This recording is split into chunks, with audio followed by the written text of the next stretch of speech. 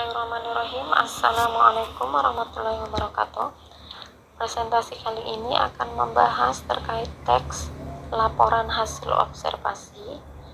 Ini adalah materi bab awal untuk mata pelajaran bahasa Indonesia. Sebelum masuk ke materi, ada beberapa tujuan pembelajaran yang diharapkan mampu dicapai peserta didik. Yang pertama, memahami pengertian, ciri, fungsi, dan tujuan teks laporan hasil observasi.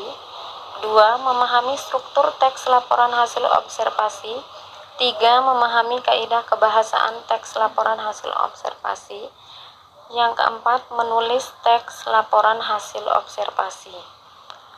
Masuk ke pengertian teks laporan hasil observasi, yaitu teks yang berisi penjabaran umum atau laporan berupa hasil dari pengamatan.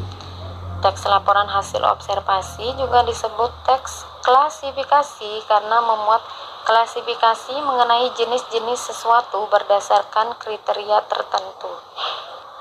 Adapun beberapa ciri-ciri teks laporan hasil observasi. Yang pertama, hasil pengamatan atau penelitian up to date atau informasi terbaru.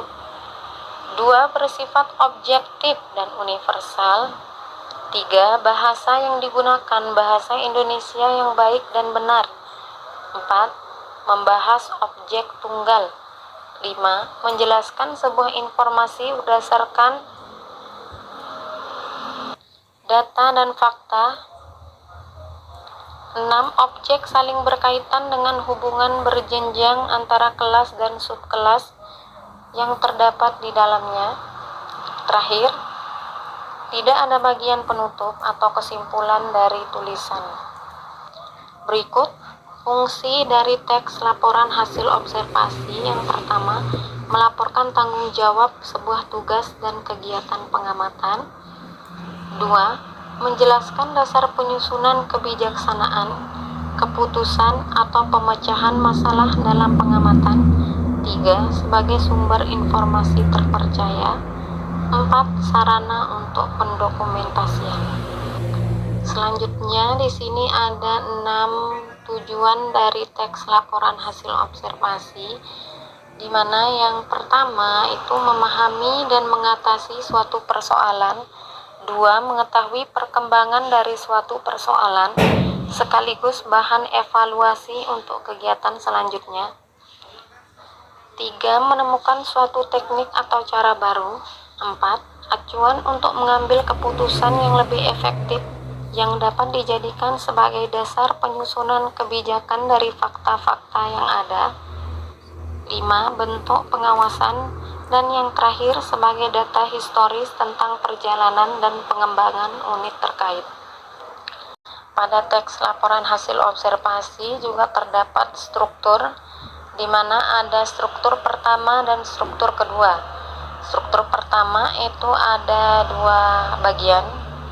Yang pertama, pernyataan umum atau definisi umum. Yang kedua, anggota atau aspek yang dilaporkan. Untuk struktur kedua itu ada 3 bagian. Yang pertama, pernyataan umum atau definisi umum. Yang kedua, deskripsi bagian. Yang ketiga, deskripsi manfaat. Masuk ke kaidah kebahasaan teks laporan hasil observasi. Di sini ada 3 bagian yang ada di slide. Yang pertama ada kalimat definisi, 2 kalimat klasifikasi, dan yang ketiga kalimat deskripsi. Dan yang terakhir masuk ke contoh teks laporan hasil observasi.